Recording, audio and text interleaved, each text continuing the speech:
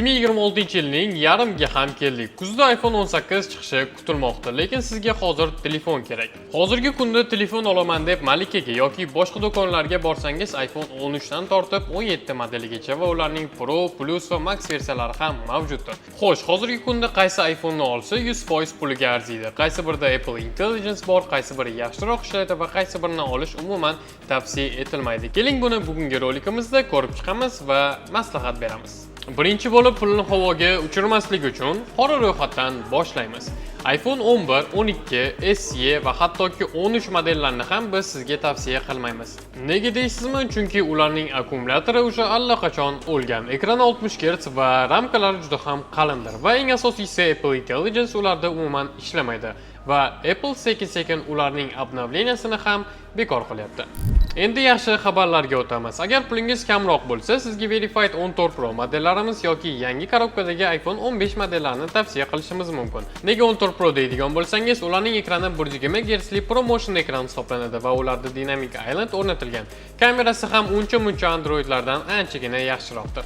Nega iPhone 15 deb savol beradigan bo'lsangiz, chunki u birinchidan yangi telefon, ikkinchidan esa unda Type-C modeliga ham o'tishgan va uning kamerasi 48 megapikselni tashkil qiladi.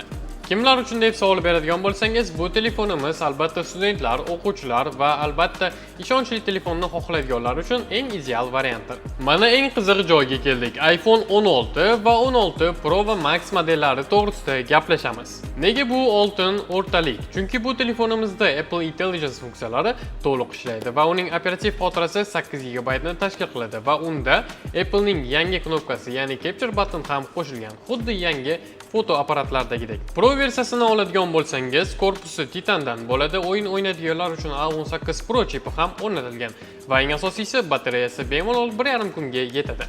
Va yana bitta yangiliklardan biri bu iPhone Air'dir. Apple Plus versiyalarini yig'ishtirib, dunyodagi eng yupqa telefonni chiqardi. Qalin va g'isht kabi telefonlardan charchagan bo'lsangiz, Air siz uchun eng ideal variantdir. To'g'ri, kamerasi va akkumulyatori Pro Max'dagi dahshatli emasdir, lekin uning dizayni bu shunchaki kosmosdir va uni ushlaganingizda siz xuddi kelajakni telefonni ushlagandek tuyuladi. Va nihoyat budjetdan umuman muammosi yo'q va har doim menga eng zo'rini ber degan akalarimiz uchun iPhone 17 Pro va Pro Max modellari. Bu shunchaki telefon emas, bu cho'ntagingizdagi bir kichkinagina studiyadir.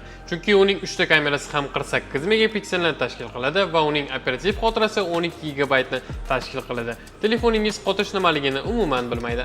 Искусственный intellekt esa telefonda internetsiz ham siz bergan ma'lumotlarni sekundlarda obработка qiladi va siz xohlagan narsani sizga javob tarifasida chiqazib beradi. Keling qisqa qilib xulosa qilamiz. Agar sizning budjetingiz kamroq bo'lsa, lekin yaxshi telefon xohlayotgan bo'lsangiz, iPhone 14 Pro yoki 15 modelini olishingiz mumkin. Lekin sizga AI funksiyalar kerak bo'lsa, iPhone 16 yoki 16 Pro Max modellarini sizga taklif qilamiz. Agar sizga yaxshi dizayn xohlayotgan bo'lsangiz, unda iPhone Air ni sizga maslahat beramiz. Lekin sizning pulingiz ko'p bo'lsa va har doim eng zo'rini ishlataman deydigan bo'lsangiz, iPhone 17 Pro va Pro Max modellarini siz olishingiz mumkin bo'ladi. Siz o'zi hozirgi vaqtda qaysi telefonni ishlatyapsiz va qaysi telefonni sotib olish niyatingiz borligini kommentariyada yozib qoldiring va videomiz foydali bo'lgan bo'lsa, like bosing va sahifamizga obuna bo'lishni unutmang. Makburada ko'rishguncha xayr.